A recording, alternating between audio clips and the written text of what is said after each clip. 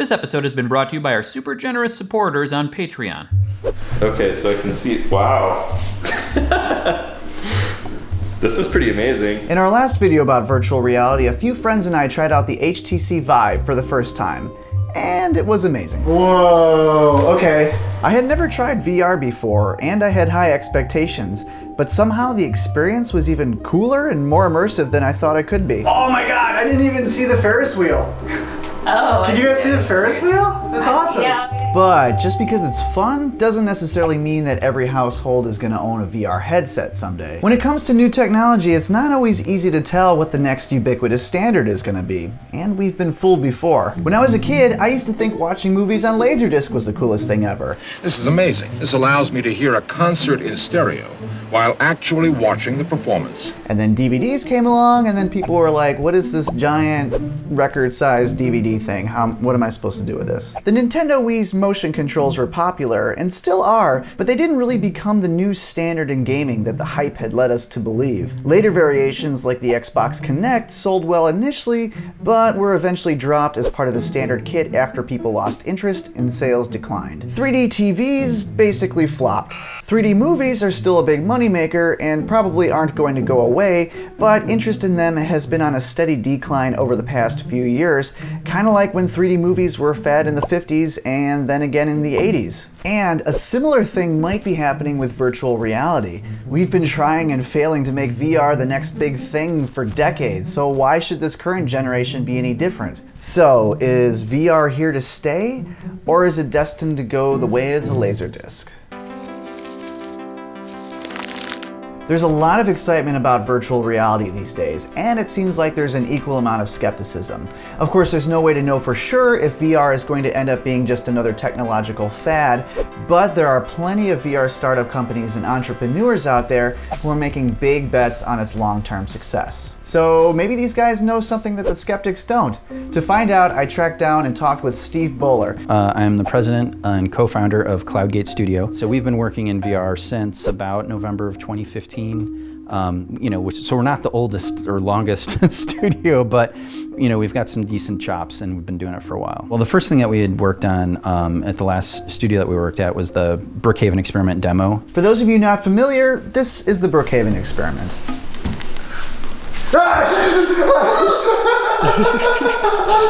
Oh my god! Which was easily the most terrifying experience I've had playing a video game. Ever. And that was done in just under 4 weeks, like shoestring budget, but we loved doing it and we didn't want to be saddled with anything that was not VR work. And so we realized we should probably break away, form our own studio that's focused on VR game development. And so that's why we left and formed CloudGate. Since forming CloudGate Studio, Steve and co-founder Jeremy Chapman have created Island 359, a VR game where you run around and shoot dinosaurs for some reason. Once you've tried out VR, it's hard to deny that it's a lot of fun, and Steve seems pretty confident about its long-term success. But there are plenty of people who are not. One of the main complaints about virtual reality that I've seen is that some people get motion sick from playing certain games. This is primarily a result of your sense of motion not agreeing with your sense of sight, kind of like when you try to read while riding in a car. However, this doesn't necessarily have to be an issue in virtual reality, as long as the game is well designed and the hardware is good enough. I actually talked more about this in our last video if you guys are interested. Outside of motion sickness, there are about 3 main criticisms that VR critics have. Number 1 is cost. With the exception of cell phone-based VR like Samsung Gear or Google Cardboard, VR is expensive. PlayStation VR costs $400, and that doesn't include motion controllers or a PS4, which you need. Oculus Rift is $600, and the HTC Vive costs a whopping $800. Plus, for those last two to even function, you're gonna need a high-end gaming PC, which costs at least $1,000 on top of that. Number 2, space requirements. A lot of people, myself included, would argue that if you wanna get the best experience out of VR, you pretty much need to clear out an entire room. When we were trying out the HTC Vive, the risk of walking into other people or furniture or walls was very real and is likely going to be an issue for some people. Number 3, and this is a big one, there's not a lot of premium games available right now for VR. Most of the stuff that's out there seems to be mini games or demos that are designed to highlight the capabilities of VR as opposed to major games with huge worlds and storylines and massive massive budgets that are needed in order for a gaming platform to take off and really become a success. To put it in Nintendo terms, right now we're stuck with Duck Hunt, and it may be a while before Mario and Zelda come out, if games like that come out at all. So if the cost is prohibitively high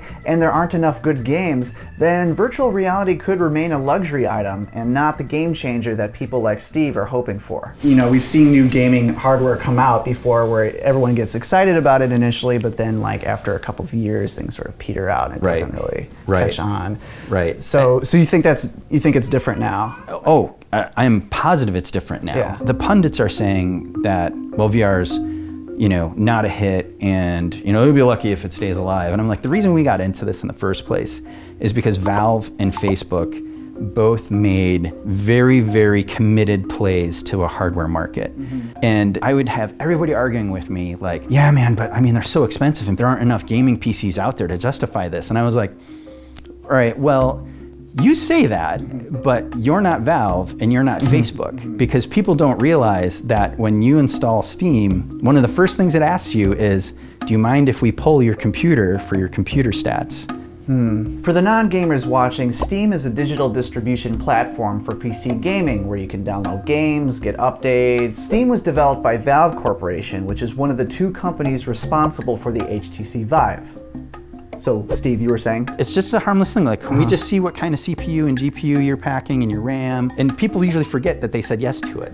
Right. And Facebook, through their API, it's pretty common to say, like, what operating system are you using, right? Yeah. Well, they're also profiling your hardware. Right, So of course. here's two companies that have probably the most hardware profile data in the world. They know the exact number of consumers out there who have VR-ready PCs, and they both decided in the same year to come out with VR hardware. And I'm like, they're both worth billions of dollars.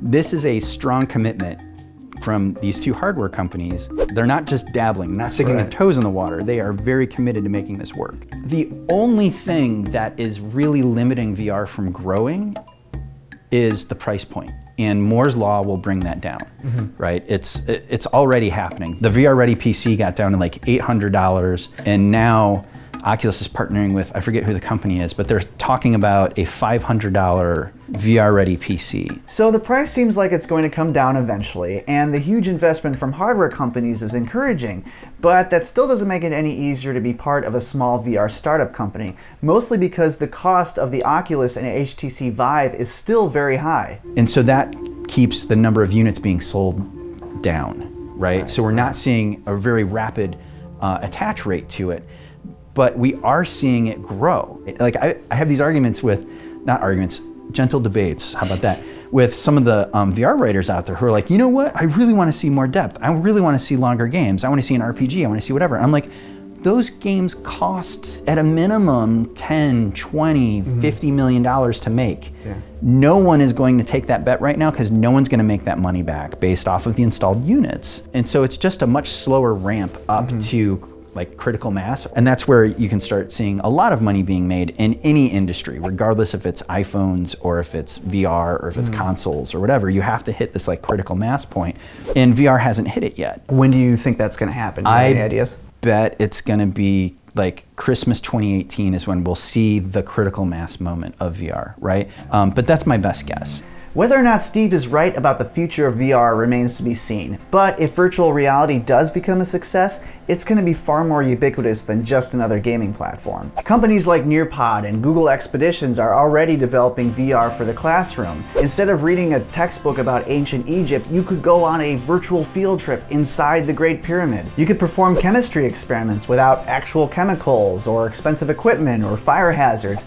and you can even zoom in and see how the chemicals are reacting on a molecular level. Even calculus would probably be fun in VR. There's tons of applications outside of education as well. Virtual reality real estate, for example, is becoming a thing. Potential renters could put on a VR headset and check out multiple apartments in multiple cities without actually leaving the realtor's office. Then of course there are design applications like engineering and architecture. Architects could design a building and then actually walk inside of it. Doctors could even practice brain surgery in VR before having to perform on a real live patient. There's even applications applications for archaeology. A drone could fly into a sensitive area and do a 3D scan, and then people could safely explore the site in VR without disrupting anything. It would make Indiana Jones a lot more boring, but it might be good for preservation reasons. In its most basic functionality, VR allows us to visualize and manipulate 3D objects and environments.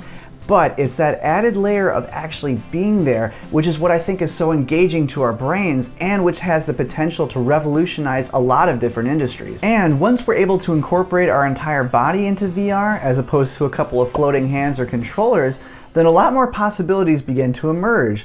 And Steve thinks that CloudGate Studio may have figured out a way. Hey everybody, this is Steve from CloudGate Studio here. I want to show you some cool we're working on. We're seeing crazy viral interest in full body tracking in VR because it was something I think nobody else thought was really possible. And we've been like, since day one, we're like, we're gonna do it. I can look down, I can see my feet, I can see my knees, I can see my torso, I can tap my human chest, and I'm tapping my virtual chest. And apparently, all you need to be able to track your entire body in VR is the headset and controllers that come with the HTC Vive, plus 3 additional tracker units that are going to be released later this year.